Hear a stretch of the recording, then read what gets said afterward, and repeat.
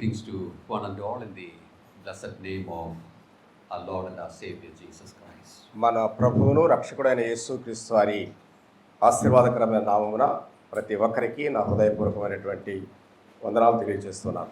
I praise God for this blessed time the Lord has given to all of us to be మనకందరి together and to worship the Lord.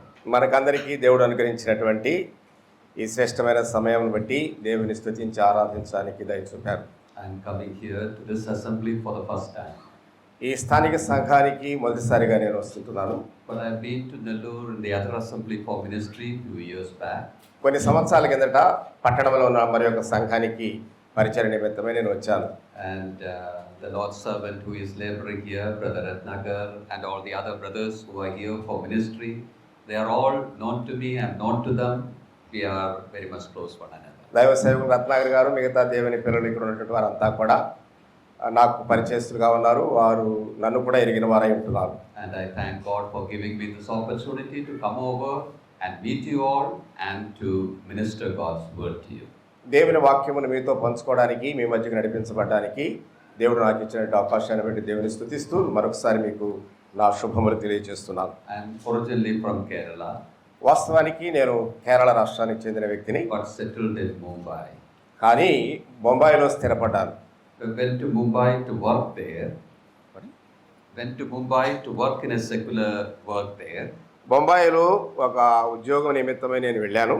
But as the Lord's call in connection with the ministry was clear, about 30 years back, I came out for the ministry and continuing in Mumbai in the ministry. అలాగూ నేను ప్రభుత్వ ఉద్యోగం చేస్తూ ఉంటుండగా ప్రభు తన పని కొరకై ప్రత్యేకంగా నన్ను పిలిచిన సంగతి ఎరిగిన వాడనై గడిచిన 30 ఏళ్లుగా నేను మహిమగల దేవుని పరిచయంలో ఉంటున్నాను. Now for the past few months I am in Kerala because to be with my aged mother. గత కొన్ని నెలలుగా నేను కేరళలో ఉంటున్నాను. కారణం ఏమనగా వృద్ధాప్యంలో ఉన్నటువంటి నా తల్లి నిమిత్తమై. So though it is announced that I have come from Mumbai, actually I am coming from Kerala. వాస్తవానికి ప్రకటనలో ముంబై నుంచి వచ్చినట్లుగా ప్రకటించబడింది, కానీ నేను కేరళ నుండి వచ్చాను. Now may this 3 days together when we are at the feet of the Lord Jesus Christ to meditate upon His word be a blessing to each one of us. ఈ 3 దినాలు మనం ఆ ప్రియ ప్రభు యేసుక్రీస్తు వారి పాదముల చెంత కూర్చోండి దేవుని వాక్యాన్ని ధ్యానం చేస్తూ దానిని మనము నేర్చుకుందాం. This afternoon session, well, I want to take your attention to chapter 3 of Ephesians. ఈ మధ్యాహ్న వేళ ధ్యానం నిమిత్తమై ఎఫెసీయులకు రాసిన పత్రిక 3వ అధ్యాయము చదువుకుందాం. We will read from verse 14 on till verse 19. ఎఫెసీయులకు రాసిన పత్రిక 3వ అధ్యాయం 14వ వచనం నుండి 19 వరకు చదువుకుందాం.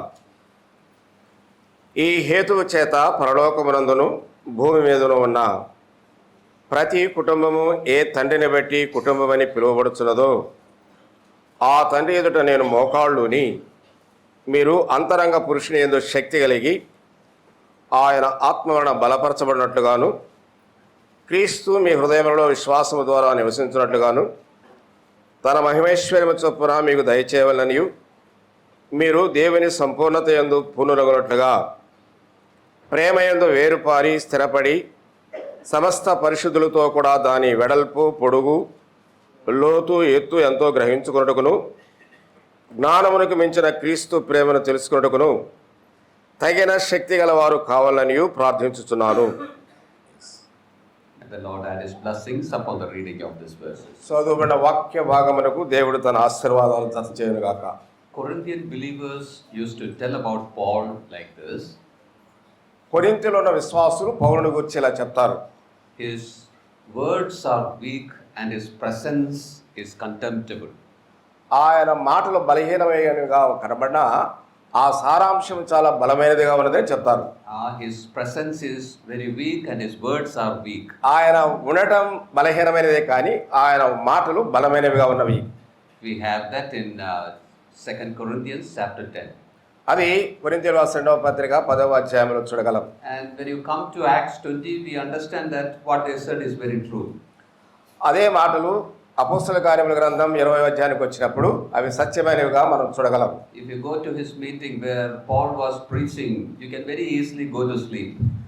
అలాగూ పౌలు మాట్లాడుతూ ఉంటుండగా నిద్రపోయారు వాళ్ళు. If you go to his meetings, you can very easily sleep. పౌలు కూడికలకు మీరు వెళితే సులభంగా నిద్రపోవచ్చు అన్నట్టుగా We have an example there. మనకు ఒక ఉదాహరణ కూడా ఉంది అక్కడ. When Paul was preaching, a young man, Eutychus, he slept and fell. అలాగూ పౌలు ప్రసంగించుచుండగా యవనస్తుడైన ఐతుకు అనేవాడు కిటికీలో కింద పడి చనిపోయాడు. Whenever I read that portion, నేను ఎప్పుడైనా ఆ వాక్య భాగాన్ని చదివినప్పుడు I always think like this. నేను నిరంతరం ఇలా ఆలోచిస్తాను. It was not only Eutychus who slept and fell. Many people might have slept and fell in that time. ఆ ఐతుకు ఒక్కడే కాదు నిద్రపోయి పడిపోవడం, చాలా మంది అలాగూ నిద్రపోయి జోగి పడిపోయిన వారు రారు. Eutychus fell down because he was sitting on the window. Many people might have fell, inside that hall itself. ఐతుకు కిటికీలో కూర్చుండి వినడం ద్వారా కిటికీలోని కింద పడ్డాడు, కానీ మనమైతే ఇక్కడే కూర్చుండి వింటూ నిద్రపోతాం. His preaching was very weak. His words were very weak. ఆయన ప్రసంగాలు, ఆయన మాటలు చాలా బలహీనమైనవిగా ఉన్నాయి. But along with that, Corinthian believers used to say this also. అదే సమయంలో కొరింథీ విశ్వాసులు ఆయన గురించి ఇలా కూడా చెబుతారు. His letters are very powerful. His writings are very powerful. ఆయన వ్రాతలు, ఆయన వ్రాసిన పత్రికలు చాలా శక్తివంతమైనవి. You just read Galatians, you will see the power there. ఆ గలతీ పత్రిక మనం చదివినప్పుడు పౌలు యొక్క శక్తిని అందులో మనం చూడగలం. You foolish Galatians. అవివేకులైన గలతీయులారా, You read 1 Corinthians, you will see the power and the force there. కొరింథీ రాసిన మొదటి పత్రిక మనం చూసినప్పుడు ఆయన మాటలు, అందులో ఉన్న శక్తిని మనం చూడగలం. His writings were very powerful. ఆయన వ్రాతలన్నీ కూడా శక్తివంతమైనవిగా ఉన్నవి. When you read his writings, his epistles, ఆయన రాసినటువంటి కాపరి పత్రికలు లేక చదివినప్పుడు there are certain portions which are very rich in spiritual content. ఆత్మీయ జీవితంలో కొన్ని వాక్య భాగాలు చాలా శ్రేష్టమైనవిగా మనం చూడగలం. Of course, all his writings are rich in content, no doubt. ఆ సందేహమే లేదు, ఆయన వ్రాసిన వ్రాతలన్నీ కూడా బహు శ్రేష్టమైనవి. But there are certain portions that are very specially rich and very beneficial. కానీ ఆయన వ్రాసిన వ్రాతల్లో కొన్ని మరీ ప్రత్యేకంగా చాలా శ్రేష్టమైనవిగా మనం చూడగలం. Those are portions, where he records his own prayers for the believers. ఆ వాక్య భాగాలలో పరిశుద్ధుల కొరకైన తన సొంత ప్రార్థనను కూడా తెలియజేస్తున్నాడు. There are various places where you see his prayers recorded. ఆ అనేక ప్రాంతాలలో ఆయన చేసిన ప్రార్థన వ్రాయబడినట్టుగా చూడగలం. And the portion that we read just now is one such portion, one of the prayers of Apostle Paul. మనం చదువుకున్న వాక్య భాగం కూడా అట్టిదే. పౌలు తాను చేసిన ప్రార్థన ఇందులో మనం చూడగలం. As I mentioned, there are many prayers in his writings. ఆయన వ్రాతల్లో అనేక ప్రార్థనలు వ్రాయబడి ఉన్నప్పటికీ If you put all those prayers in a sequence according to its importance, వాటి యొక్క ప్రాముఖ్యతను బట్టి ఆయన వ్రాసినటువంటి వ్రాతల్లో ఉన్న ప్రార్థనలన్నీ కూడా వరుసగా మనం పెట్టి చూడగలిగితే I understand that this prayer that we read just now would come as in the first place. నేను ఇప్పుడు చదివినటువంటి ఈ వాక్య భాగంలో ఆ ప్రార్థన అన్నింటిలో కూడా ప్రథమ స్థానాన్ని ఆక్రమించేదిగా ఉంటుంది. Or I believe that this is the most important prayer of Apostle Paul. అపోస్తలుడైన పౌలు చేసినటువంటి ప్రాముఖ్యమైన ప్రార్థన ఇది అని నమ్ముతున్నాను. Now, if you look at this prayer, ఈ ప్రార్థన మనం చూసినట్లయితే there are 4 petitions that he makes for believers. విశ్వాసుల నిమిత్తమై ఆయన చేసినటువంటి 4 విన్నపాలు ఉన్నాయి. First of all, he says that they should be strengthened in the might, with the might in the spirit. మొట్టమొదటిగా అంతరంగ పురుషుని యందు శక్తి కలిగి ఉండాలని ప్రార్థిస్తున్నాడు. And secondly, రెండవదిగా Christ should dwell in your hearts. క్రీస్తు మీ హృదయములలో విశ్వాసం ద్వారా నివసించాలి. And thirdly, మూడవదిగా that they should know the love of Christ. క్రీస్తు ప్రేమను ఎరుగవలసి ఉన్నది. And lastly, they should be filled with all the fullness of God. నాలుగవదిగా క్రీస్తు యొక్క దైవత్వముతో నింపబడాలి అని. I hope you saw it in the portion that we read just now. మనం ఇప్పుడే చదివినటువంటి వాక్య భాగములు ఇవన్నీ కూడా మీరు చూడగలరు. I will tell that petitions once again. తిరిగి ఆయన చేసిన విన్నపాలు మరొకసారి చెబుతాను. He says that they should be strengthened with might in the inner man. అంతరంగ పురుషుని యందు శక్తి కలిగిన వారుగా ఉండాలి. And secondly, he prays that Christ should dwell in their hearts. రెండవదిగా క్రీస్తు మీ హృదయాలలో నివసించాలి. And thirdly, they should know the love of Christ. ప్రేమను వారు ఎరుగవలసిన వారు అంటున్నారు. And lastly, they should be filled with all the fullness of God. దేవుని యొక్క సంపూర్ణతతో వారు నింపబడవలసిన వారుగా చివరిగా మనం చూస్తాం. Another thing I want you to notice is this. ఇందులో మరొక సంగతి మీరు గమనించాలని నేను కోరుతూ ఉన్నది ఏమనగా, If you look at this prayer, if you look at these 4 petitions, we understand that there is a progression there. There is an order there. ఈ ప్రార్థనలో ఉన్నటువంటి 4 అంశాలు మనం చూసినట్లయితే అది ఎలా ఉన్నాయంటే ఒకదాని తర్వాత ఒకటి ఎదుగుతూ ఉన్నట్లుగా మనం చూడగలం. Without the first, you cannot go to the second. మొదటిది లేకుండా రెండవ దానికి నువ్వు వెళ్ళలేవు. Without the second, you cannot go to the third. రెండవది లేకుండా మూడవ దానికి వెళ్ళలేవు. Without the third, you cannot go to the fourth one. మూడవది లేకుండా నాలుగవ దానికి నువ్వు వెళ్ళలేవు. In the prayer itself, we see that order. ఈ ప్రార్థనలో ఇట్టి క్రమాన్ని మనము చూడగలం. As I mentioned in verse 16, he says that they should be strengthened with might to the inner man. 16వ వచనంలో నేను చెప్పాను, అంతరంగ పురుషుని యందు శక్తి కలిగిన వారై ఉండాలి. Verse 17 says that Christ may dwell in you. అంతేకాదు క్రీస్తు మీ హృదయాలలో నివసించాలి. Strengthened that Christ may dwell in you. బలపరచబడాలి, తద్వారా క్రీస్తు మీ హృదయాలలో నివసించాలి. And then when you come to the third one, మూడవ దానికి వచ్చినప్పుడు verse 19 says, and to know the love of Christ. యేసు క్రీస్తు ప్రేమను మీరు ఎరుగవలసిన ఆ తర్వాత, That means having that dwelling, you should know the love of Christ. యేసు క్రీస్తు మీ హృదయాలలో నివసించడం ద్వారా ఆ క్రీస్తు ప్రేమను మీరు తెలుసుకోగలరు. And when you look at that 4th petition, 4వ విన్నపాన్ని మనం చూసినట్లయితే that also starts similarly. That you may have all the fullness of God. అందును బట్టి ఆ తదుపరి క్రీస్తుతో కూడా మీరు నింపబడి ఉండాలి. That means after that 3 petitions or the 3 steps, when you come to the 4th one. ఈ 3 విన్నపాల తర్వాత చివరి దానిలోకి మనం వస్తున్నాం, ఆయనతో నింపబడవలసిన వారమై ఉంటున్నాం. So the 4th petition, fullness of God, that the believers ought to be filled with all the fullness of God. That is the highest point in that prayer. ఆ ప్రార్థనలో ప్రాముఖ్యంగా నొక్కి చెప్పేది ఏంటంటే యేసు క్రీస్తు మన హృదయాలలో సంపూర్ణముగా నివసించాలి అని. First petition, మొదటి విన్నపము, then the second, ఆ తర్వాత రెండవది, then the third, ఆ తర్వాత 3, then the 4th. ఆ తర్వాత 4. You should be filled with all the fullness of God. దేవత్వం యొక్క సంపూర్ణత మీలో నివసించాలి అంటున్నాడు. That is the highest point in that prayer. అదే ఉన్నతమైనటువంటి స్థితి. Now what does that mean, to be filled with all the fullness of God? పిల్లరా, దేవునితో సంపూర్ణముగా నింపబడుట అంటే అర్థం ఏమిటి? Fullness of God. దేవుని యొక్క పరిపూర్ణత లేక What does that mean? దాని యొక్క అర్థం ఏమిటి? What fills God, that's the fullness of God. ఏదైతే దేవునితో నింపబడుతుందో అదే దేవుని యొక్క సంపూర్ణత.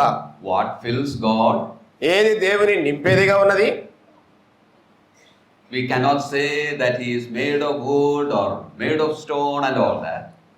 దేవుడు వాటితో వీటితో రాళ్లతో చేశాడని కాదు. Once upon a time we were after, gods who were like that, but now we are not after such a God. ఒకప్పుడు మనం అట్టి రాతి బొమ్మలను పూజించేవారు, కానీ నేడు అట్లు కాదు. God is a spirit, so says the Bible. ఆ దేవుడు ఆత్మయ్య ఉన్నాడు అని. He is not made with anything material. భౌతికమైనటువంటి ఏ పదార్థము చేత ఆయన చేయబడిన వాడు కాడు. He is a spirit. ఆయన ఆత్మ. So what fills him? అదే ఆయన నింపునదై ఉన్నది.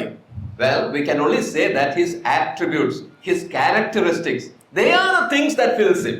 దేనితో నింపబడాలి అంటే ఆయన గుణగణాల నుంచి, ఆయన గొప్పతనాన్ని గురించి, ఆయన కీర్తిని. Just think about, the love of God. ఒకటి దేవుని ప్రేమ, Grace of God. దేవుని కృప, Long suffering. ఆ దీర్ఘశాంతము, Meekness. ఆ దీనత్వము. All those are qualities we see in the Lord Jesus Christ. ఈ గుణగణాలన్నీ కూడా మన ప్రభువైన యేసుక్రీస్తులో మనం చూడగలం. We know that God, the invisible God, is made manifest by the Lord Jesus Christ. అదృశ్యుడైన దేవుడు యేసుక్రీస్తు ప్రభునందు శరీరముగా ప్రత్యక్షపరచబడెను. So all those qualities which we see in the Lord Jesus Christ are the fullness of God. యేసుక్రీస్తు ప్రభువులో మనం చూచే ఇటు గుణగణాలన్నీ కూడా దేవుని యొక్క సంపూర్ణతను అది నింపునదై ఉన్నది. Now Apostle Paul is praying that the believers ought to be filled with all the fullness of God. అపోస్తలుడైన పౌలు విశ్వాసులంతా కూడా ఇట్టి ఆత్మయున్న దేవుని చేత నింపబడాలి అని. What it means is the qualities that we see in the Lord Jesus Christ ought to be in you and I. దాని అర్థం ఏమనగా యేసుక్రీస్తు ప్రభువులో ఉన్నటువంటి ఆ శ్రేష్టమైనటువంటి గుణగణాల చేత మనము నింపబడవలసిన వారమై ఉంటున్నాం. What it means is actually we ought to conform to the image of the Lord Jesus. చెప్పాలి అంటే మనం యేసుక్రీస్తు సారూప్యమునకు తేబడాలి. That is the ultimate point in this prayer. ఆ చివరి ప్రార్థన గురి అదే. Is there anything beyond that we can desire for ourselves? మనతట మనం దానికంటే మించినది ఏదైనా ఉన్నదని మనం తీర్మానం చేసి చెప్పగలమా? Anything more than becoming like the Lord Jesus Christ? యేసుక్రీస్తు ప్రభు పోలికలోనికి మార్చబడట కంటే అధికమైనది ఏదైనా ఉన్నదా? No, there is nothing beyond that. ప్రియులారా, దానికి మించి ఏదీ కూడా లేదు. That's why I said that this is the highest point in the prayers of Apostle అందుచేత Paul. పౌలు యొక్క ప్రార్థనలో ఉన్నతమైనటువంటి విన్నపంగా చెప్తున్నాడు. Believers ought to be filled with all the fullness of God. విశ్వాసులంతా కూడా దేవుని యొక్క సంపూర్ణత చేత నింపబడాలి. When we come to chapter 3 of Genesis, ఆదికాండం 3వ అధ్యాయానికి మనం వచ్చినప్పుడు there we see Adam and Eve falling in sin. ఆదాము హవ్వలు పాపములో పడుట మనం చూస్తాం. We don't have to read that. It's very familiar to us. అదంతా కూడా మనకు సుపరిచితమైన భాగమే, చదవనక్కర్లేదు. God placed Adam and Eve in the Garden of Eden. దేవుడైన యెహోవా ఆదాము హవ్వలను ఏదెను తోటలో ఉంచాడు. And when they were living there, Satan came. ఆ పిమ్మట అపవాది వచ్చాడు. The serpent, talked with Eve. ఆ యుక్తి కలిగినటువంటి ఆ సర్పము హవ్వతో మాట్లాడుతున్నాడు. We know the conversation. ఆ జరిగినటువంటి సంభాషణ మనం ఎరుగుదాం. And he suggested to eat that fruit so that they can become like God. ఆ పండు తిని ఎట్లా మీరు దేవతల వలె ఉందరు లేక దేవుని వలె ఉందరని చెప్పాడు. I hope you know the story. ఆ కథ మీకు అందరికీ తెలుసని నేను నమ్ముతున్నాను. If anybody is there who do not know it, go home and read chapter 3 of it. వీళ్ళు ఎవరికైనా ఆ సంగతి తెలియకపోతే దయచేసి వెళ్ళి ఆదికాండం 3వ అధ్యాయం చదవండి. So he said, eat this fruit, you can become like God. మీరు ఆ పండు తినినట్లయితే మీరు దేవతల వలె ఉందరని తెలుగులో ఉంది. God's desire was that they would live in the path of obedience and become sharers of the nature of God. వాస్తవానికి దేవుని ఉద్దేశం ఏమనగా ఏదెను తోటలో వారు అలాగ నివసించుచు ఆయన యొక్క సారూప్యములో పాలిభాగస్తులుగా ఉండాలని దేవుడు ఆశించాడు. But here now Satan gave a shortcut to go there. అయితే అపవాది తప్పుడు మార్గములో త్వరగా దేవుళ్ళు దేవతలు కావాలనేటువంటి మార్గాన్ని చూపిస్తున్నాడు. You eat this and you will become like నువ్వు ఆ God. పండు తిన్నట్టయితే నువ్వు దేవతల వలె ఉంటావు, దేవత వలె ఉంటావు. Eve believed the words of Satan. ఆ హవ్వ అపవాది మాటలు నమ్మింది. She ate that fruit. ఆ పండు తినెను, Gave to Adam. ఆదాము కూడా ఇచ్చింది, He also ate it. అతడు కూడా తిన్నాడు. I don't have to give you the details of it. ఆ తర్వాత సంగతులు వివరించిన అక్కర్లేదు. But when you read the following verses, ఆ జరిగినటువంటి వచనాలు ఒకదాని వెంబడి మనం చదవగలిగినట్లయితే we understand that instead of becoming like God, they became like Satan himself. దేవుని పోలికగా మార్చడానికి బదులుగా వారు సాతాను సంబంధులుగా మార్చబడ్డారు. And if you read the chapters following, అలాగూ అధ్యాయం అంతా చదివినప్పుడు we see that their descendants also became like Satan and increased in their likeness to the characteristics of Satan. వారే కాదు, వారి సంతతిలో వచ్చిన వారంతా కూడా అలాగూ సాతాను సంబంధులైపోయారు. But what did God do with that? అలాంటి వారితో దేవుడు ఏం చేస్తున్నాడు? He chose a company of people from among them. వారిలో నుండి ఒక సమూహమును దేవుడు ఏర్పరచుకున్నాడు. And he's working out the work of redemption. దేవుని యొక్క విమోచన కార్యాన్ని వారి ద్వారా జరిగిస్తున్నాడు. He is redeeming a company of people from among the descendants of Adam and Eve. ఆదాము సంతానానికి చెందిన ప్రజల్లో నుంచి కొంతమందిని ఆయన విమోచించి ప్రత్యేకమైన జనాంగముగా చేశాడు. And with them, what is he doing? అట్టి వారితో ఆయన నేడు ఏం చేస్తున్నాడు? He is making them conformable to his son. తన కుమారుని యొక్క సారూప్యానికి వారిని తీసుకురావడానికి ప్రయత్నిస్తున్నాడు. By God's grace, you and I could be in that company of redeemed. దేవుని కృపను బట్టి నీవు నేను ఆ సమూహములో చేరి ఉన్న వారముగా ఉన్నాం. So the purpose of the redemption is that we should be, the redeemed should be like the Lord Jesus Christ. దేవుని యొక్క ఉద్దేశము ఆ సమూహాన్ని ప్రత్యేకించడంలో కారణం ఏంటంటే మనం యేసుక్రీస్తు ప్రభుని యొక్క సారూప్యములోనికి తేబడాలి. 1 John chapter 3 says, యోహాను రాసిన మొదటి పత్రిక 3వ అధ్యాయం చెప్తుంది that we shall see him one day. ఒక దినమున మనం ఆయనను చూతుము. As we are going to see him one day, we shall be like him on that మనం day. ఆయన చూచినప్పుడు మనం ఆయనను పోలిన వారముగా ఉందము. We are looking forward to that that day. మనము ఆ దినం కొరకు ఎదురు చూస్తూ ఉన్నాం. The day when we shall be fully like the Lord Jesus Christ. ప్రియులారా, ఒక దినం మన ప్రభువైన యేసుక్రీస్తు యొక్క సంపూర్ణ యొక్క ప్రత్యక్షతను చూడబోతున్నాం. But the thing that we should remember is, అయితే నేడు మనం జ్ఞాపకం చేసుకోవాల్సిన విషయం ఏమనగా, we who are looking forward to that day should now increase in the conformity to the Lord Jesus. ఆ దినము కొరకు ఎదురు చూచేవారు, ఆయన ప్రత్యక్షత కొరకు ఎదురు చూచేవారు ఆయన సారూప్యములకు తేబడడానికి సిద్ధపడాలి. We should grow in Christ likeness. That's the meaning of. యేసుక్రీస్తు ప్రభువును పోలిన వారముగా మనం ఎదగాలి. That is exactly what Paul is praying here for the believer. ఇక్కడ పౌలు చేసే ప్రార్థన సరిగ్గా అదే. You should be filled with all the fullness of God. దేవుని యొక్క సర్వ సంపూర్ణత నీలో నివసించాలి. Or the characteristics we see in the Lord Jesus Christ must be there in us and must increase, must progress. లేని యెడల యేసుక్రీస్తు ప్రభు యొక్క గుణగణాలన్నీ కూడా మనలో నింపబడిన వారముగా, మన ద్వారా అనేకులు చూడబడే వారుగా ఉండాలి. This is God's desire concerning me, concerning all of us. నన్ను గూర్చి, నిన్ను గూర్చి దేవుడు కలిగి ఉన్నటువంటి కోరిక అదే. Let me tell you one thing. నేను ఒక విషయం మీకు చెప్పాలని కోరుతున్నాను. Though we are redeemed, మనం విమోచింపబడినప్పటికీ this desire of Paul, this desire of God about us is not happening as it ought to be. దేవుని యొక్క కోరిక, పౌలు యొక్క కోరిక మన జీవితాల్లో ఎంత మాత్రం కూడా అది నెరవేర్చబడకుండా పోతానే ఉంది. If Christ's characteristics were there in us as it ought to be, there would not have been this many problems in the families, in the assemblies, in the society, in personal lives. వ్యక్తిగత జీవితంలో, సమాజ జీవితంలో, కుటుంబ జీవితంలో, సంఘ జీవితంలో కలిగి ఉన్న పరిస్థితుల దృష్ట్యా యేసుక్రీస్తు ప్రభు యొక్క గుణగణాలు మనలో కనబడలేకుండా పోతున్నాయి. God is love. దేవుడు ప్రేమై ఉన్నాడు. Then love should be there in us, isn't it? అలాగైతే దేవుని ప్రేమ మనలో ఉండాలి కదా. If love was there, well, forgiveness, meekness, etc. will be there. ప్రేమ మనలో ఉంటే పాప క్షమాపణ ఇంకా మనం చేయవలసినటువంటి వాటన్ని కూడా చేయగలం. But we don't see it as it ought to be. కానీ ఎంత మాత్రము అట్టి ప్రేమను గాని దాని లక్షణాలు గాని మనం చూడలేకపోతున్నాం. Families are breaking. కుటుంబాలు కూడా అంటాయి. Telling about the families of the believers. విశ్వాసుల యొక్క కుటుంబాల గురించి చెప్తున్నాను. There are troubles increasing in the assemblies. సంఘములు అనేక సమస్యలు అధికమవుతున్నాయి. Why all this? ఎందుకు ఇవన్నీ? His characteristics are not there in us as it ought to be. ప్రభు యొక్క గుణగణాలు మనలో లేకపోవడాన్ని బట్టి ఇవన్నీ కూడా ఇలా విస్తరిస్తున్నాయి. So this is the greatest need that you and I have. నీవు నేను కలిగి ఉండవలసిన గొప్ప అవసరత ఇదే. The Lord desires that we would be filled with all the fullness of God. ప్రభు యొక్క ఆశ, ఆకాంక్ష మన పట్ల ఏమనగా మనము ఆయన సారూప్యములని తేబడాలి, ఆయన వలె ఉండాలి. With that love, with that holiness, అట్టి ప్రేమతో, అట్టి పరిశుద్ధతతో, with that meekness, with that self-control, అట్టి దీనత్వముతో తను తాను నియంత్రించుకోవడం ద్వారా we see all this in the fruit of the Spirit, isn't it? ఇవన్నీ కూడా ఆత్మ ఫలాల్లో మనం చూడగలం. If those qualities were there in us, well, we would have been, fulfilling this desire of the Lord concerning each one. ఆత్మ ఫలములన్నీ మన హృదయములో మనలో ఉన్నట్టయితే దేవుని యొక్క ఆశను మనం నెరవేర్చిన వారముగా కనబడతాం.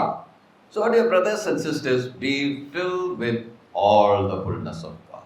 సోదరి సోదరులారా, దేవుని యొక్క సర్వ సంపూర్ణత మనలో నివసించాలి. Now, as I mentioned, there is a progression in the prayer.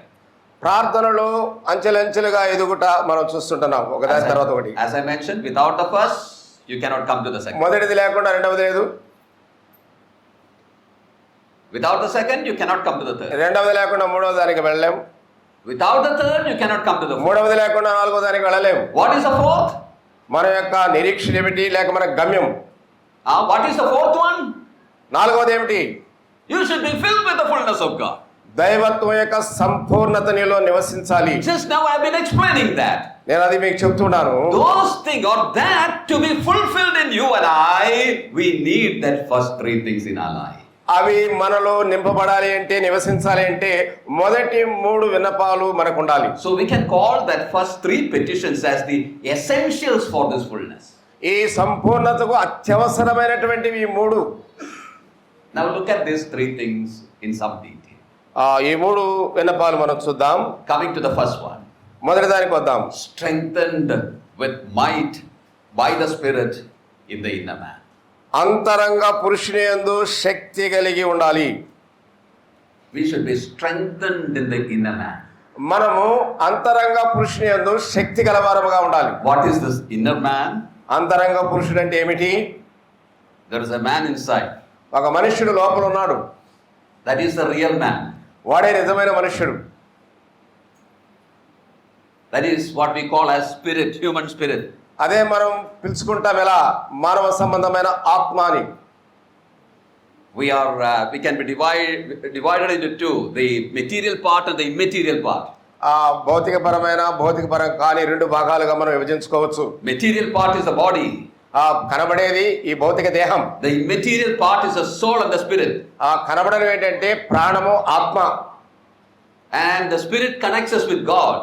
ఆత్మ దేవునితో సంబంధం కలిగి ఉంటుంది. Soul had to do with our life on the earth. ప్రాణము ఈ లోకములో జీవిస్తుండగా జరిగించే కార్యాలకు తోడ్పడుతుంది. That immaterial part is always together. ఇవన్నీ కూడా కలిసి ఉంటాయి, రెండు ప్రాణము, ఆత్మ. When we say this is my body, ఇది నా శరీరం అని చెప్తుండగా we are referring to this material part. అది భౌతికమైన భాగానికి చెందిన వారమై ఉన్నాం. And that real me is that immaterial part. అది నిజంగా భౌతికమైనటువంటి భాగం. And that immaterial part, or that spirit ought to be strengthened. ఇట్టి భౌతికమైనటువంటి దేహములో మరి ఆత్మ సంబంధమైనటువంటి ఆత్మ, ప్రాణము మిళితమై ఉన్నాయి కలిసి. Now one thing we have to remember. ఒకటి మనం జ్ఞాపకం ఉంచుకోవాలి. When God deals with us, He always starts in the inner man. దేవుడు మనల్ని సంధించేటప్పుడల్లా కూడా మన అంతరంగ పురుషునితో సంధిస్తాడు. When Satan starts with us, he always starts with the outer man. సాతానుడు బహిరంగంగా ఉండేటువంటి దేహమును గురించి దేహముతో వాడు మాట్లాడతాడు. You remember in the Garden of Eden itself, ఏదెను తోటలో జరిగిన సంఘటన జ్ఞాపకం ఉంచుకుందాం. The serpent came and showed the fruit and asked her to eat it. ఆ సర్పము ఆ పండు చూపించి దాన్ని తినమని చెప్పాడు. That's for the body, isn't it? అది భౌతికమైన శరీరానికి కావాల్సినది. He starts with the body. వాడు శరీరంతో ప్రారంభించాడు. Come to chapter 4 of Matthew's Gospel. 4వ అధ్యాయం మత్తయి సువార్తకు మనం వచ్చినప్పుడు there we see the tempter coming to the Lord Jesus Christ with the temptations. శోధకుడు ప్రభువైన యేసు దగ్గరికి వచ్చి, యేసుక్రీస్తు దగ్గరికి వచ్చి శోధించాడు. What was the first one? వాడి మొదటి శోధన ఏమిటి? To change the stone into bread and eat it. ఈ రాళ్లను రొట్టెలుగా చేసుకుని తినమన్నాడు. There also it's about eating. ఎందుకనగా శరీర సంబంధంగా తినడం అనేది Eating to quench, to satisfy your hunger. ఆ దేహాన్ని తృప్తిపరచడానికి తీసుకోవడానికి ఆహారం. Then also with body he started. ఆ తర్వాత శరీరాన్ని గురించి మాట్లాడాడు. So Satan always starts with the outside. సాతానుడు బహిరంగంగా వెలుపల వాటితో వాడు దాడి ప్రారంభిస్తాడు. Whatever is essential for our outer being, the body, well he provides us. భౌతికంగా బాహ్యంగా ఉన్నటువంటి శరీరానికి అవసరమైన వాటి గురించి వాడు శోధిస్తాడు. But when God begins with us, దేవుడు మనల్ని ఎలా సంధిస్తాడు అంటే he begins with the inward, in the inner man. అంతరంగ పురుషునితో ఆయన సంభాషించి సంధించేవాడుగా ఉంటాడు. Inner man is more important. ఆ అంతరంగ పురుషుడు వాడు చాలా ప్రాముఖ్యమైన వాడు. We should be strengthened there. అందుచేత అంతరంగ పురుషుడు బలపరచబడాలి. How we can be strengthened in the inner man? ఎలాగో అంతరంగ పురుషుడు బలపరచబడగలడు. There Apostle Paul says that we shall be strengthened in the inner man by his spirit.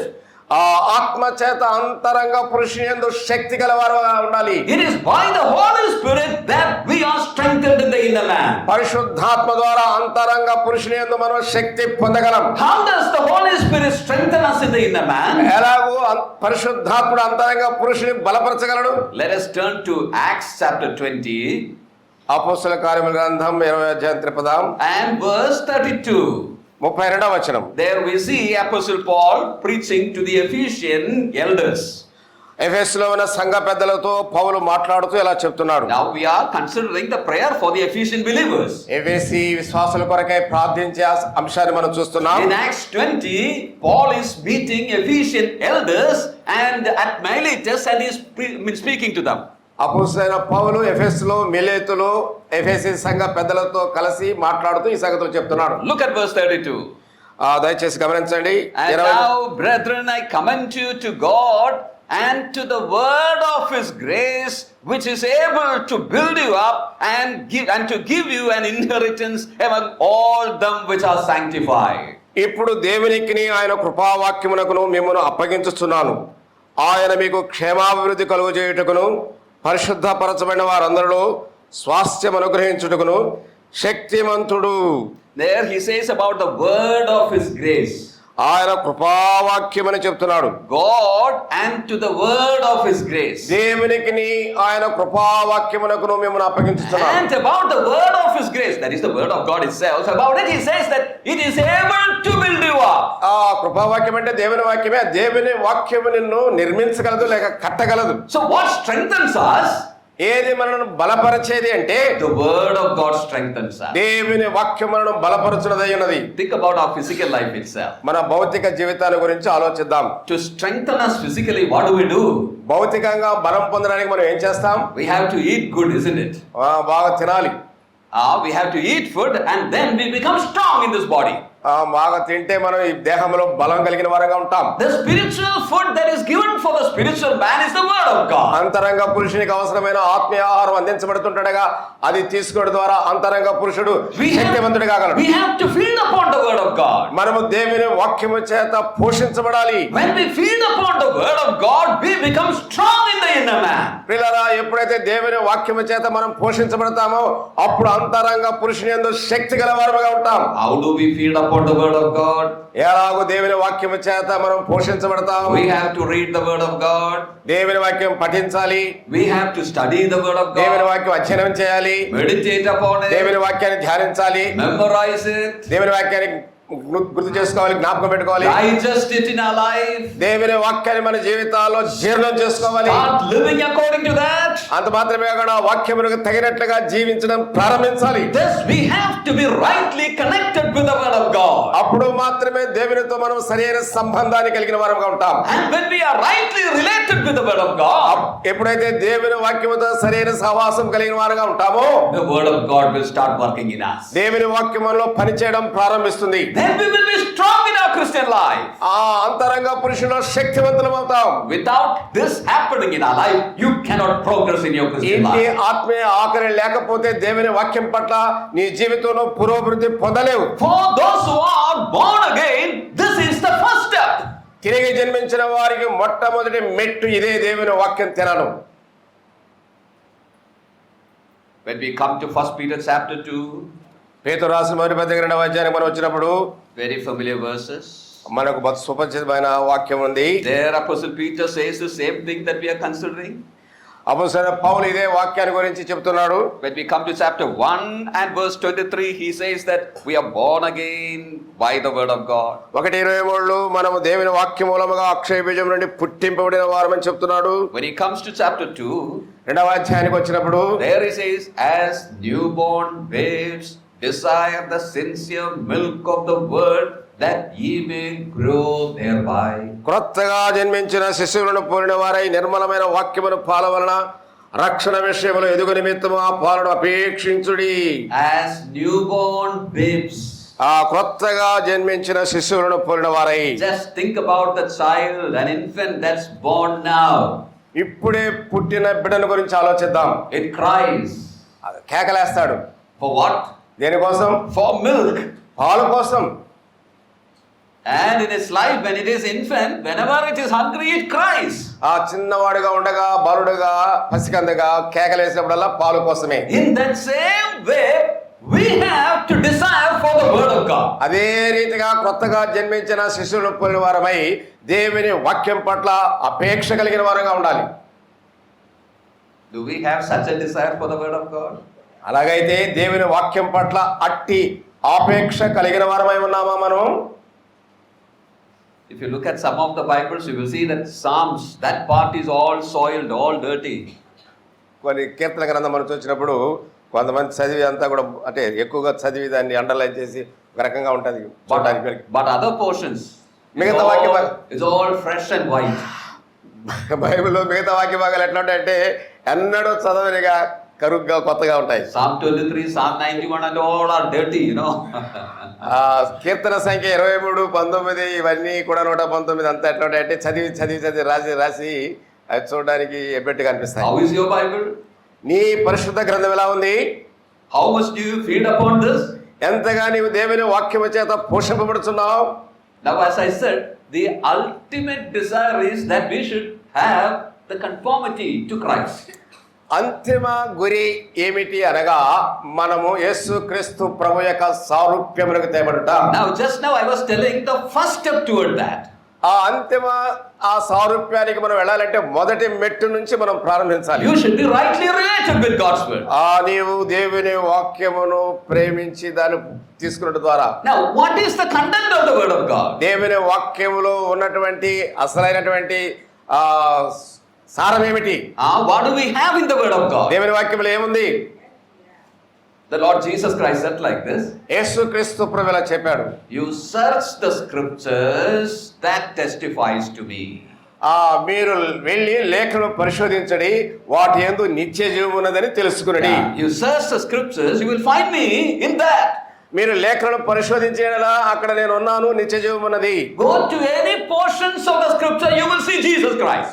లేఖనాల్లో ఏ భాగానికి నువ్వు వెళ్ళినా కూడా వాక్యంలో యేసు ప్రభువును చూడగలవు. We often say like this.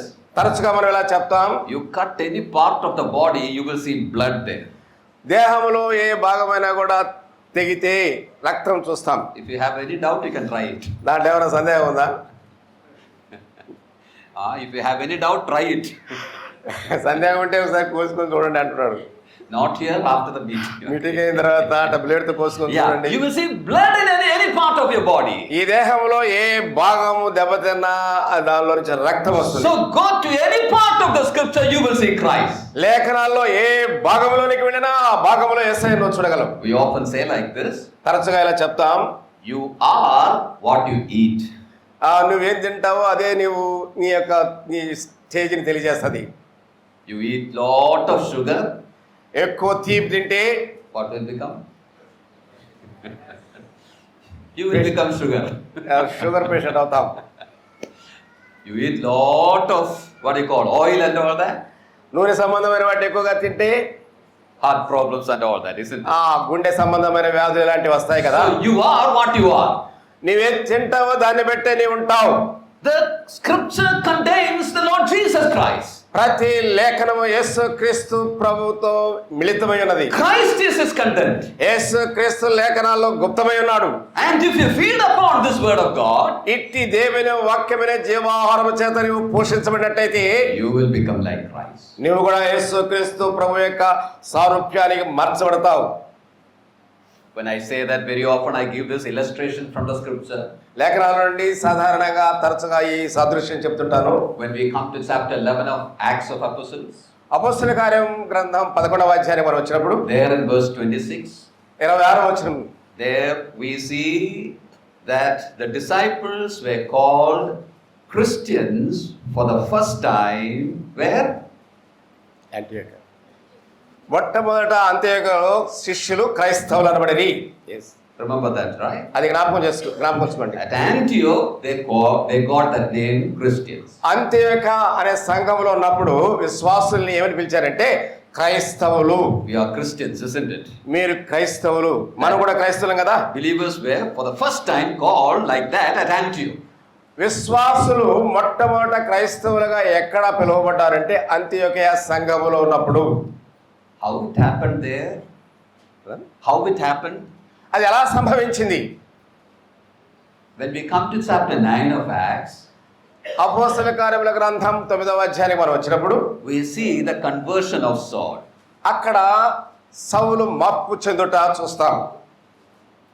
And after that, ఆ పిమ్మట he goes to Damascus. దమస్కు పట్టణానికి వెళతాడు. From there, అక్కడ నుండి he goes to Jerusalem. యెరూషలేము వెళతాడు. From Jerusalem, యెరూషలేము నుండి he was sent to Tarsus. తార్సుకు పంపబడ్డాడు. You read chapter 9 of Acts, you will see it all there. 9వ అధ్యాయం అపోస్తలుల కార్యముల గ్రంథం చదివితే ఇవన్నీ కూడా మనం చూడగలం. So at last he came to his own place, Tarsus. చివరిగా పౌలు తన సొంత స్థలమైన తార్సుకు వచ్చాడు. What did he do there? ఆయన అక్కడ ఏం చేస్తున్నాడు? It's understood that he was working for the Lord there. ఏదో ఒక రీతిగా ప్రభు కొరకై పనిచేస్తున్నట్టుగా. He was establishing churches there. అక్కడ సంఘములు స్థాపించడం ప్రారంభించాడు. Because later on in the chapters we see that there were churches in Cilicia. ఆ తర్వాత ఆ అపొస్తలుల కార్య గ్రంథంలో మనం చదివినప్పుడు కిలికియాలో సంఘములు ఏర్పడ్డాయి. Tarsus was in Cilicia. ఎందుకనగా తార్సు వాడు, కిలికియాలో తార్సుకు చెందినవాడు పౌలు. So probably it is planted by him during that time. బహుశా పౌలు నమ్ముకున్న ప్రారంభ దినాల్లో కిలికియా ప్రాంతం అంతా కూడా సంఘాలు స్థాపించాడు.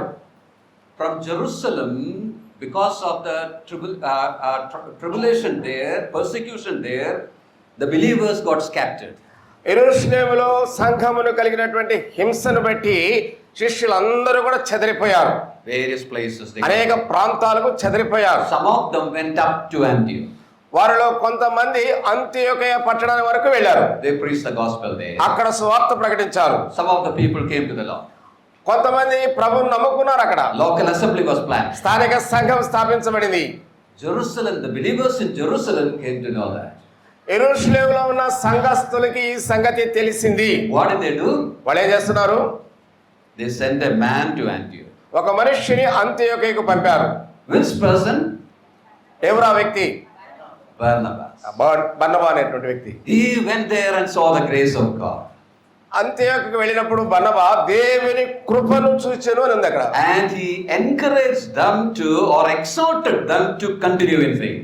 వారు విశ్వాసములు అలాగే ఎదగాలని కొనసాగాలని వారిని హెచ్చరించాడు. What is the meaning of Barnabas? బర్నబా అంటే అర్థం ఏమిటి? Son of exhortation. హెచ్చరిక పుత్రుడు అని అర్థం. So his gift was that, to exhort. ఆయన కూడా మనం హెచ్చరించేవాడుగా ఉన్నాడు.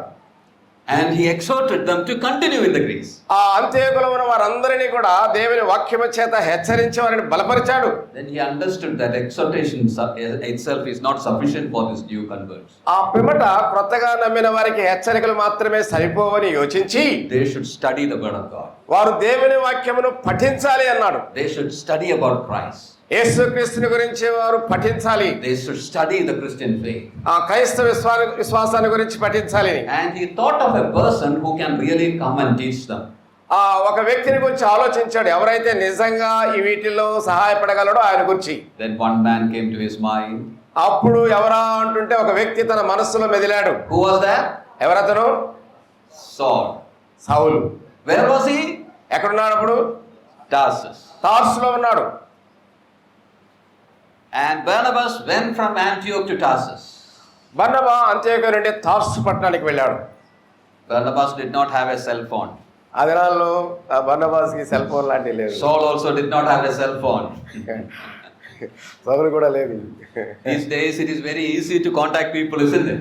నేటి దినాల్లో ఏ వ్యక్తినైనా మనం కలుసుకోవడానికి ఈ మొబైల్ ఫోన్ అనేది చాలా But సౌకర్యవంతమైనది. in that time it was very difficult. ఆ దినాల్లో ఇలాంటి సమాచారాన్ని అందించడానికి కలుసుకోవడానికి ఏమాత్రము సదుపాయాలు లేవు. Went there personally and found him out. వ్యక్తిగతంగా వెళ్ళి తార్సులో ఉన్న సౌలుని కనుగొన్నాడు. Compelled him to go with him to Antioch. ఆయన ఎంత బలవంతం చేశాడంటే తనతో కూడా అంత్యోకయకు రావాలి. And they both came to Antioch. పౌలు అలాగే బర్నబా ఇద్దరు అంత్యోకయ సంఘానికి వచ్చారు. 1 year they lived with that believers in Antioch. అంత్యోకలో వారితో కూడా కొంతకాలం నివసించారు. They taught the scriptures to them. వారు వాక్యాన్ని బోధించారు.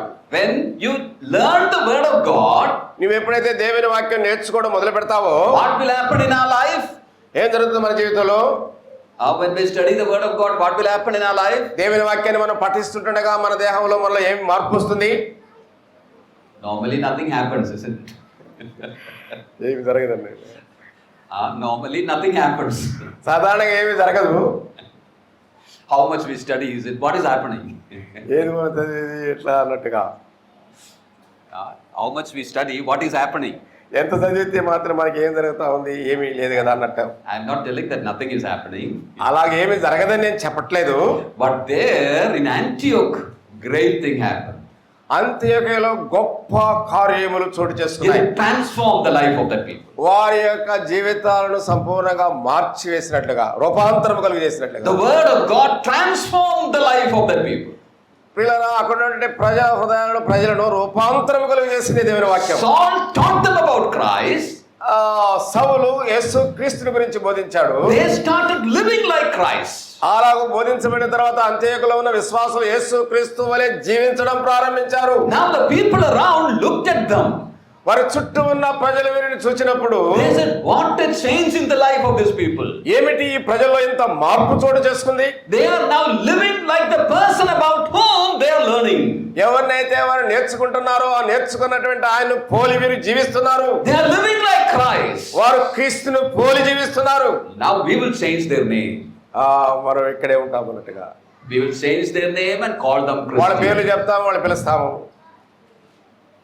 We will call them Christians. వాళ్ళని క్రైస్తవులుగా పిలుస్తున్నారు. Now we call ourselves Christians. మనం క్రైస్తవులుగా చెప్పుకుంటాం, పిలుచుకోబడతాం. Would others look at our life and call us real Christians? వాస్తవానికి ఇతరులు మన జీవితాన్ని చూచి వీరు క్రైస్తవులు అని చెప్పేటట్టుగా ఉండాలి. What I'm trying to say is this. నేను మీకు చెప్పాలని ప్రయత్నించేదంతా ఇదే. It's the word of God that transforms our lives. దేవుని వాక్యం మనలో రూపాంతరాన్ని కలుగు చేస్తుంది. We should be rightly related with the word of God. దేవుని వాక్యముతో సత్సంబంధం కలిగిన వారుగా ఉండాలి. Then only we will be strengthened. అప్పుడు మాత్రమే మనం ఆంతరంగ పురుషుని యందు శక్తి గల వారముగా ఉండగలం. Yes, one thing I should remind you. ఒక విషయం మీకు జ్ఞాపకం చేయాలనుకుంటున్నాను. It is the Holy Spirit that strengthens us. వాస్తవానికి పరిశుద్ధాత్మ దేవుడు మనను బలపరచువాడై ఉన్నాడు. The Holy Spirit cannot strengthen us if we keep the Bible in the shelf. పరిశుద్ధ గ్రంథాన్ని బీరువాలో పెట్టి సొరుగులో పెట్టి పరిశుద్ధాత్మను బలపరచాలంటే సాధ్యం కాదు.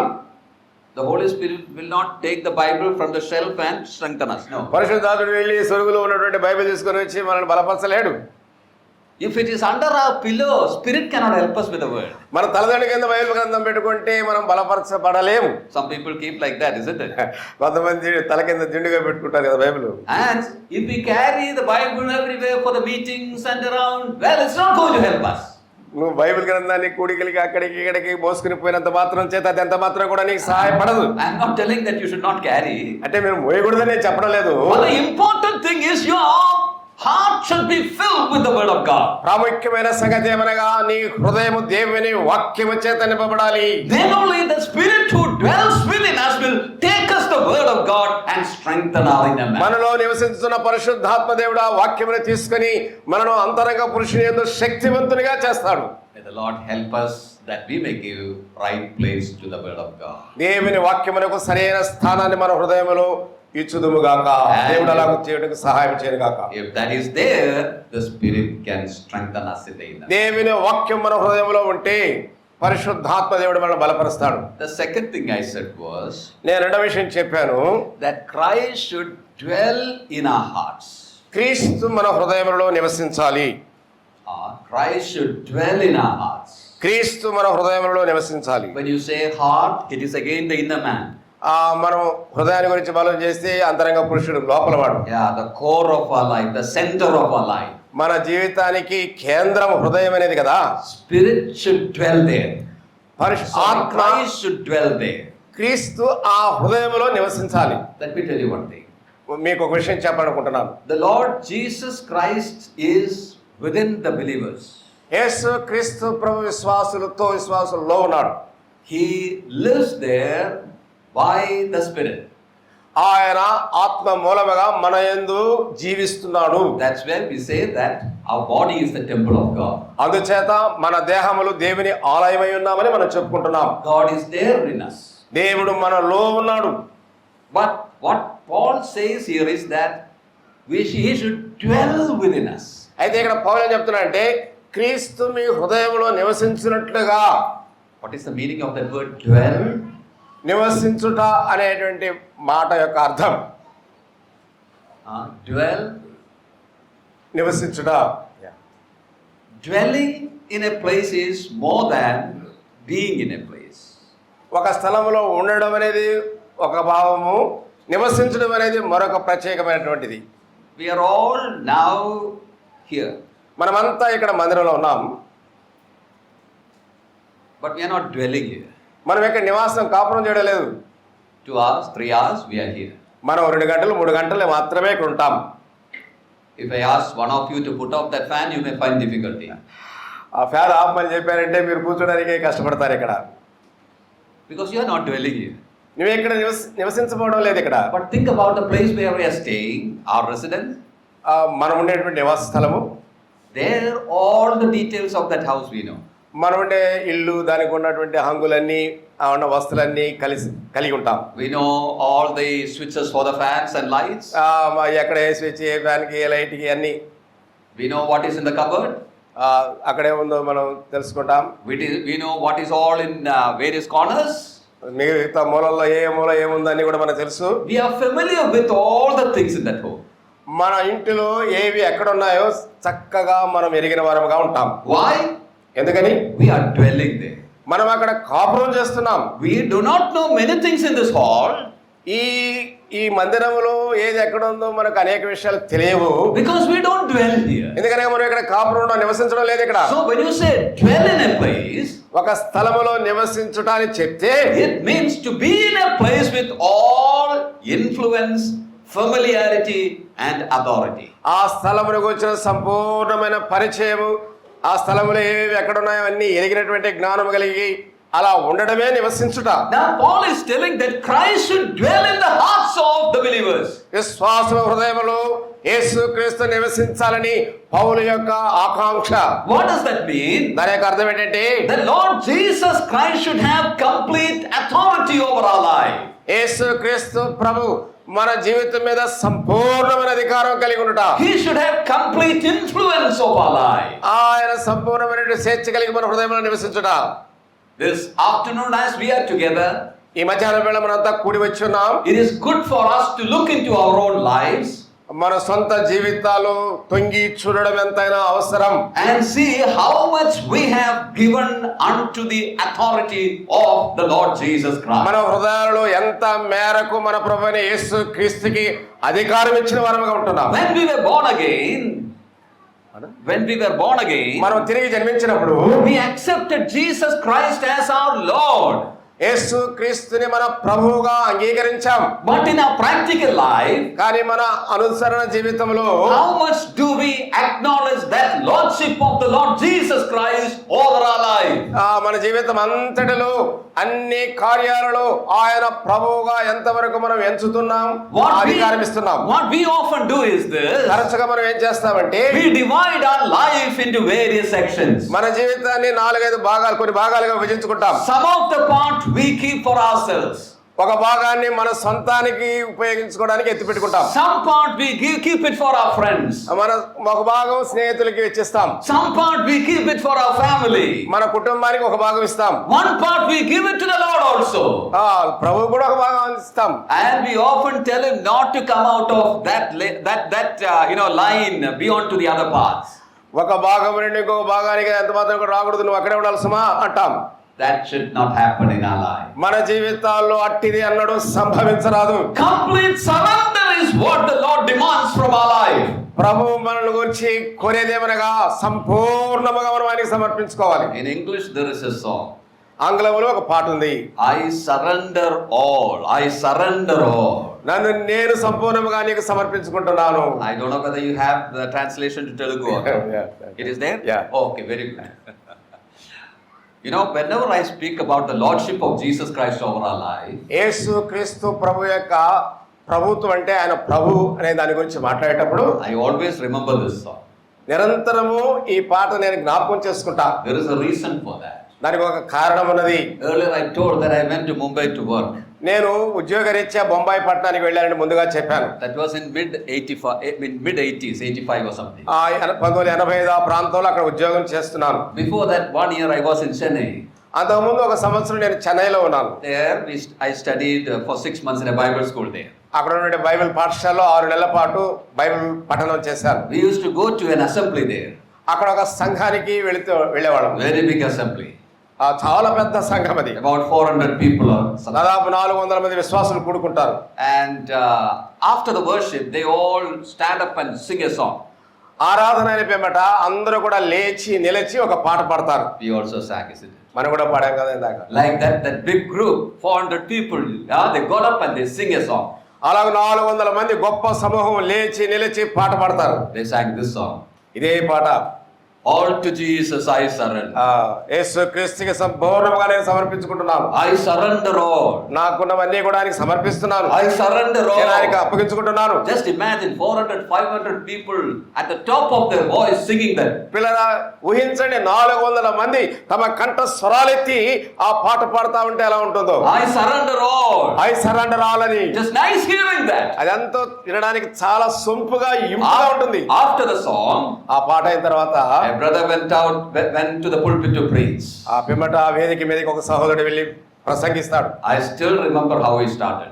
ఆయన ఎలా ప్రారంభించాడు ఇంకా నాకు జ్ఞాపకం ఉంది అంటున్నాడు. He said like this. ఆయన ఎలా చెప్పాడు, We are the greatest liars in the world when we sing songs like this. మన ప్రపంచం మనకంటే గొప్ప అబద్ధికులు లేరు ఇక్కడ నిలబడి బోధించే. When we sing songs like this, we are the greatest liars in the world. ఈ పెద్ద గొప్ప పాటలు, అర్థవంతమైన పాటలు పాడుకుంటున్నాం కానీ జీవితంలో అవి కాదు, అబద్ధికులమే మనం. We say, I surrender all. మనం ఏం చెప్తున్నాం, నేను సంపూర్ణంగా సమర్పించుకున్నాను. We keep many things behind and sing that song. ఆ పాట వెనక అనేక విషయాలు మనం మన కొరకు దాచిపెట్టుకొని ఉన్నాం. Dear brothers and sisters, this afternoon as we are listening to this word, ప్రియ సోదరి సోదరి, మధ్యాహ్నం వేళ అదే నా యొక్క ప్రశ్న. you just examine yourself. నిన్ను నీవు పరీక్షించుకో. Are there areas which are not yet surrendered to the Lord? ఏ ఏ విషయాల్లో ఇంకా నీవు ప్రభువుకు సంపూర్ణంగా సమర్పించుకోలేదో. Let's be sincere to our Lord. పిల్లరా, దేవుని పట్ల నమ్మకమైన వారంగా కనబడదాం. We received him as our Lord. మనం ఆయన ప్రభువుగా అంగీకరించాం. He must have the lordship over all areas of our life. మన జీవితంలో అనేక విషయాలలో ఆయనకి ఆయన ప్రభువుగా ఎంచడం లేదు. If there is anything displeasing to him, ఆయనకు అయిష్టమైనది ఏదైనా ఉంటే we should show the sincerity to remove it. దానిని మనం తీసేసుకోవాలి, మన నమ్మకత్వాన్ని దేవుని పట్ల కనబరచాలి. Maybe a wrong relationship that you have. నీకు ఒక చెడు సహవాసం ఉంటే, సంబంధం ఉంటే. I can see many young people here. ఇక్కడ చాలా మంది యవనస్తులను చూస్తున్నాను. If there is any wrong relationships in you, the Lord is not pleased with you. చెడ్డ సహవాసాలు మీరుంటే ప్రభువు మీలో ఉండడు. If there are wrong habits in you, nurturing, well, the Lord says, take it out from there. నీ జీవితంలో చెడు అలవాట్లు ఏదైనా ఉంటే వాటిని వెంటనే తొలగించుకోమని చెప్తున్నాడు. Well, like that, examine your life and see if there is anything displeasing to your Lord and Master. నీ జీవితంలో ఏదైనా ప్రభువుకి ఆయాసాన్ని కలిగించి, అయిష్టాన్ని కలిగించేది ఉంటే దాన్ని వెంటనే తీసివేయాలి. As Peter says, let's sanctify him as the Lord within us. పేతురు చెప్పాడు, మీ హృదయములందు ప్రభువుని, యేసుక్రీస్తుని ప్రభువుగా ప్రతిష్ఠించుడి. Without this happening, giving him the whole place, whole parts of our heart, our inner life, we cannot progress into the fullness of God. జీవితంలో అన్ని భాగాలలో సంపూర్ణముగా ఆ ప్రియ ప్రభువుకి అధికారం ఇచ్చి ఆయన ప్రభువుని ఒప్పుకొని మనం ముందుకు సాగితే తప్ప పరిశుద్ధాత్మ శక్తి వలన అంతరంగ పురుషుని మనం బలము పొందజాలము. We cannot have that fullness of God unless he dwells within us. ఆయన మన హృదయాల్లో నివసించకపోతే ఆ సర్వ సంపూర్ణత మనం పొందలేము. We are thinking about being filled with all the fullness of God. అలాగ ఆలోచించేసి ఆ రీతిగా ఆయన సంపూర్ణత చేత నింపబడేటట్లుగా ఉండాలి. That's Christ likeness. క్రీస్తును పోలినటువంటి జీవితం. Conformity to him. లేక ఆయన సారూప్యానికి తేబడట. We should progress in that. మన జీవితంలో అలా ఎదుగుదల. Essential one. ఒకటి అవసరమైనది ఏమిటి అంటే should be strengthened inside. అంతరంగ పురుషుడు బలం పొందాలి. How? ఎలా? Spirit should do that. ఆత్మీయంగా. How he does it? పరిశుద్ధాత్ముడు ఎలా చేస్తాడు? Through the word. దేవుని వాక్యము ద్వారా. That was our first point. అది మొదటి మాట. Second, రెండవది, tell me what? చెప్పండి. రెండవది, yeah, he should dwell within us. ఆ పరిశుద్ధాత్ముడు మనలో నివసించాలి. Or Christ should dwell within us. క్రీస్తు మన హృదయంలో నివసించాలి. I explained the meaning of that word dwell. కాపురమునుట, నివసించుట అనే దాని గురించి వివరించాను. It means to be in a place with all influence and authority. ఒక స్థలములో సంపూర్ణమైనటువంటి అధికారము, పరిచయం కలిగిన స్థితి. Give the complete authority of your life unto him. నీ జీవితంలో సంపూర్ణమైనటువంటి అధికారం ఆయనకు అప్పగించు. If there are areas still not surrendered, ఇంకా ఏ విషయాల్లో నువ్వు సంపూర్ణంగా దేవునికి లోబడలేదో, even this moment as you are listening to these words, ఈ మాటలు ఆలకించుతున్న ఈ క్షణంలో the Lord is touching on that part and asking us to remove it. ప్రభువు ఆ భాగాన్ని తాకి దాన్ని తీసివేయని చెప్తున్నాడు. Number 3, మూడవది, we have that there in verse 19, to know the love of Christ. క్రీస్తు ప్రేమను తెలుసుకోవడం. To know the love of Christ. క్రీస్తు ప్రేమను తెలుసుకోవడం. We are told there that the love of God, love of Christ is beyond our knowledge, it passeth knowledge. మనం అక్కడ చూస్తున్నాం, జ్ఞానమునకు మించిన క్రీస్తు ప్రేమ. That means with your head you cannot know that. నీ తల సంబంధమైనటువంటి జ్ఞానముతో దానిని కొలవలేవు, తెలుసుకోలేవు. It passeth knowledge. అది జ్ఞానానికి మించినది క్రీస్తు ప్రేమ. But with your heart you can know that. కానీ నీ హృదయంతో దానిని నువ్వు అనుభవించవచ్చు. You can experience the love of Christ. ఆ అనుభవం, క్రీస్తు ప్రేమ అనుభవాన్ని నువ్వు పొందవచ్చు. You have to experientially know and increase in the love of Christ. అనుభవపూర్వకంగా క్రీస్తు ప్రేమని ఎరిగి ఆ ప్రేమలో నీవు అభివృద్ధి చెందడానికి వీలుంటుంది. What it means is you have to increase in the love of the Lord Jesus Christ. దాని అర్థం ఏంటంటే యేసుక్రీస్తు ప్రభువులో నువ్వు ఎదగాలి. Again, if you want to know Christ and increase in the love, you have to come to the Word of God. యేసుక్రీస్తు ప్రభు ప్రేమను ఎరగాలి అన్నా, ఆ ప్రేమలో నువ్వు ఎదగాలి అన్నా దేవుని వాక్యం దగ్గరికి రావాలి. In 2 Peter 3:18, పేతురు రాసిన 2వ పత్రిక 3వ అధ్యాయం 18వ వచనంలో there Peter says that the believers should increase in the knowledge of God. యేసుక్రీస్తు జ్ఞానమందు విశ్వాసులు అభివృద్ధి చెందాలని చెప్పి పేతురు కోరుతా ఉన్నాడు. In the Word of God we come to know Christ. ఆ దేవుని వాక్యము ద్వారా క్రీస్తును మనం తెలుసుకోగలం. And we have to increase in the knowledge of the Word of God, then we increase in the knowledge of Christ. దేవుని వాక్య అనుభవంలో మనం అభివృద్ధి చెందే కొలది దేవుని యొక్క ప్రేమలో కూడా అభివృద్ధి చెందగలం. When we increase in the knowledge of Christ, we increase in the love of Christ. మనం ఎప్పుడైతే దేవుని వాక్య అనుభవంలో మనం అభివృద్ధి చెందితే దేవుని యొక్క ప్రేమలో అభివృద్ధి చెందేది కూడా తెలుసుకోగలం. Think about the human relationships. మానవతా సంబంధమైన బాంధవ్యాలను గురించి ఆలోచిద్దాం. When we know people closely, సన్నిహితంగా ఉండే ప్రజలు లేక మనుషులు, when we come to know people closely, ఒకరితో మనం సన్నిహితంగా ఉన్నప్పుడు we start hating people, isn't it? ఆ తర్వాత మనం తృణీకరించేది కూడా, వాళ్ళని ద్వేషించేది కూడా. About some people we say, I did not know that person is like this. Now I know everything about him. I know what he is. ఆ సంగతి అప్పుడు నాకు తెలియదు, ఆ సంగతి అంతా తెలిసి ఉంటే అతను ఆయనతో స్నేహం చేసేవాడే కదని ఇప్పుడు ద్వేషిస్తాం. So when we increase in the knowledge of man, we start hating that person. మానవ సంబంధమైనటువంటి వ్యక్తిని గురించినటువంటి జ్ఞానంలో అభివృద్ధి చెందితే ఆ తర్వాత అతను ద్వేషిస్తాం. Husband and wife also say like that. I did not know that he was like this that day. No. అతను అటువంటివాడే నాకు తెలియదు, అందువల్ల నేను మోసపోయానని చెప్పి. If I had known it, I would not have gone for this. నాకు ఇంత ముందే తెలిసి ఉంటే అతనితో సంబంధం పెట్టుకునేవాడి కాదు. So when we come to know people more, we depart from it. We start hating that person. ప్రజల గురించి ఎక్కువగా మనం తెలుసుకునే కొలది వాళ్ళకి మనం దూరమే వెళ్ళిపోతా ఉంటాం. What about Christ? He is not like that. అయితే యేసుక్రీస్తు ప్రభు వంటి వాడు కాడు. Start increasing in the knowledge of Christ. క్రీస్తుని గురించి అనుభవ జ్ఞానములు ఎదగండి. You will increase in నీవు your ఇంకా వర్ధిల్లగలవు. love to him.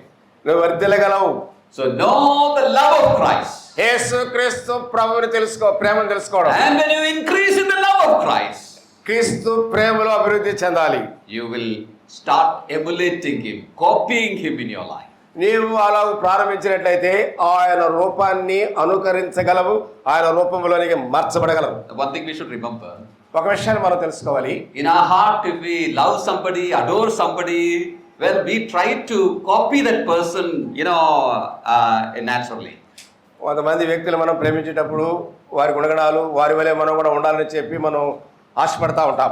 So now if you increase in the love of Christ, అలాగైతే యేసుక్రీస్తు ప్రభువులో నీవు వర్ధిల్లడం ప్రారంభిస్తే, well, you will increase in the fullness of God.